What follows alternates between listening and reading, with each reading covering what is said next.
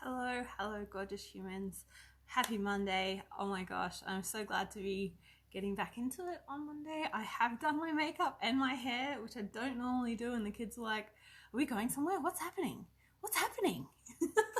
But no, just wanted to look after myself a little bit extra today. Um, but something that I have found coming up quite a bit is this point of transformation.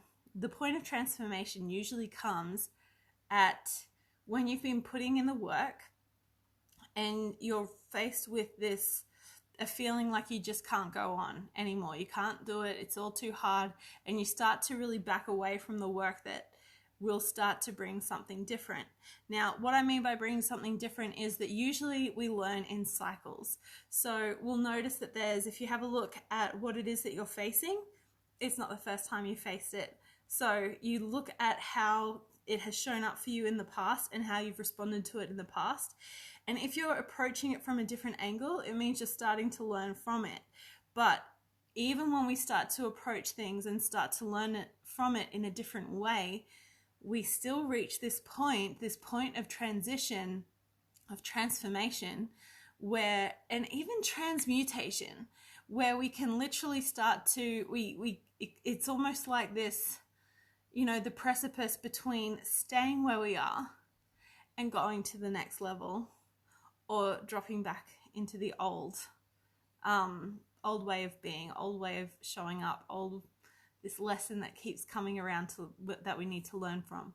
And it is so easy to stay in the familiar, even though it's really painful. And I've heard someone put it like, it's like holding your hand on the stove, continuing to hold it there because it's too scary to take it off the stove, and you've gotten so used to the pain that you might as well stick through the pain a little bit more. And something else that I really like to liken the whole transition stage, like this part where it literally feels like everything's against you, but usually what happens is oh my gosh, I did not turn notifications off, sorry. It's not that everything is against you or everything is bad and you're actually on the wrong path. Usually what it is, I think it's Jen Sincero who said, it's kind of like when you start doing different, the universe literally starts to kick up shit like a river to clear it out. So a lot of it can be old energy that's just clearing. And it's hard for us to clear old energy because that's scary. Stepping into the new is scary. Letting go of the old is scary.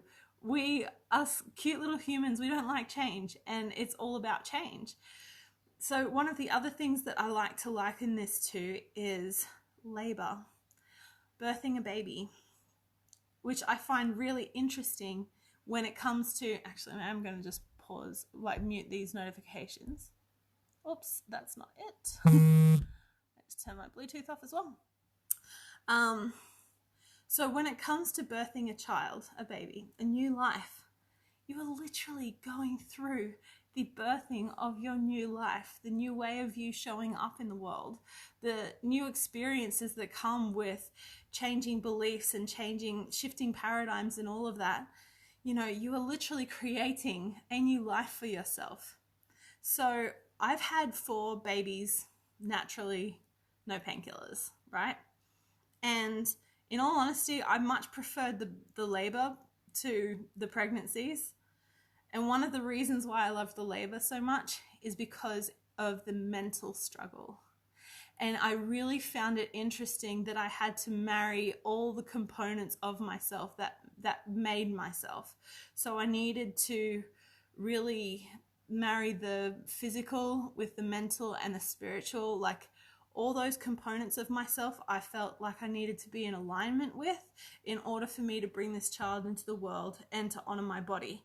The first time I did it, I listened to everyone else. The first labor was terrible. But the other 3 labors were actually quite amazing in that I realized this state right before the baby came. And I think they actually call it the point of transition, which is when the mother who is birthing the child feels as though they can't go on. They feel as though, like, you know, they hit an element of hopelessness, you know, like, I don't think I've got the energy to do this, like maybe. And I remember hitting that particularly with the last three, because I was very, like, I didn't have, you know, other people there telling me what to do so much. I was really just honoring my own place in it all. But I do remember going, hang on, like, I don't know if I can take this much more. But then continuing to just drop into my body, drop into my mind and my spirit too, and just allowing what was happening and not pulling away from it, just really centering myself. That it was after that point of transition that the baby was just minutes away, like so close to happening. And that's why, you know, sometimes we want to try and force that point of transition where we feel like we can't go on, we feel like we can't do this, the hard stuff, which is the learning, the personal growth, the, you know, the strengthening our mindset. And usually that's right before the breakthrough, right before all the incredible things start showing up in your life. So I really just want to speak to that stage, you know, and when you are in that stage, and if you are in that stage, and I've seen, you know, different clients get to this stage too and shy away from it. And then I've seen other clients who have just, you know, taken that leap forward and stuck with it, and just how different their experiences can be. And if you do shy away from it and step back, really just hold space and love yourself for that. You know, it's not to say that, you know, don't pick on yourself for that. But if you're really sick of having things showing up in the same way and you want to change, step into the absolute discomfort and fear of it. Do it anyway. One of the most incredible ways to grow is to be scared of what will come, but also to do the scary work with courage. And courage is not absent of fear, it's in spite of fear. And when you come at it from a place of sincere and honest love for yourself, you'll honor yourself enough to want to do the changing, to abdicate any future pain that this might cause you. And it might be that you come around to learn another element from this lesson again, but you won't have to learn all the same lessons all over again. You might need little reminders, but there is some beauty that comes into the leaning into the discomfort, leaning into the pain. And that's not to say perpetuating it, it's just literally allowing it, allowing your body to be the conduit of energy, which is our emotions are the energy. So really sitting into that, pushing through and journaling, be really super aware. Personally, for me, I avoid substances if I'm going through a transition or a transformation. I avoid anything that's going to alter my state of being artificially. That's just my point of view. So I avoid alcohol, I avoid any drugs, and even sugar. Honestly, sugar is a lot worse than people make out. So that's something that I also would suggest. But also, you know, when you know better, you do better. So, you know, you've gone through a level of learning already. And to step back, you're held at a different, you know, I guess you're held at a different frequency than the not knowing of the lesson. So that's a little bit of information too. But never, never, never hate on yourself for being so human, because everyone is human.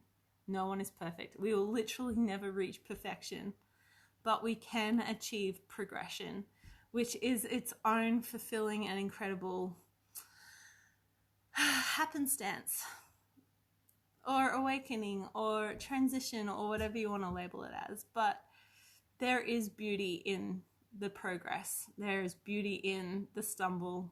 There is beauty in the pain. And if we can allow ourselves to see the beauty in our absolute and completely flawed selves, then we are more likely to create change easier, because we're not going to have that resistance against ourselves. I hope this helped. Tomorrow I want to be talking about biofeedback. So I'm holding a masterclass next week for biofeedback, and I'll just go into a little bit about what biofeedback is, how to use it. I think I did this a couple of weeks ago, but yeah, tomorrow's will be a little bit different, a little bit more in depth and that sort of thing, but still saving all the really good juicy stuff for next week's masterclass. So if you want to jump in on that, there is a link in my Instagram in the bio, and you can access it that way, or go into my website wildwomanfree.com, and then you can access it that way as well. I'm sending you so much love. Have an incredible Monday. Bye.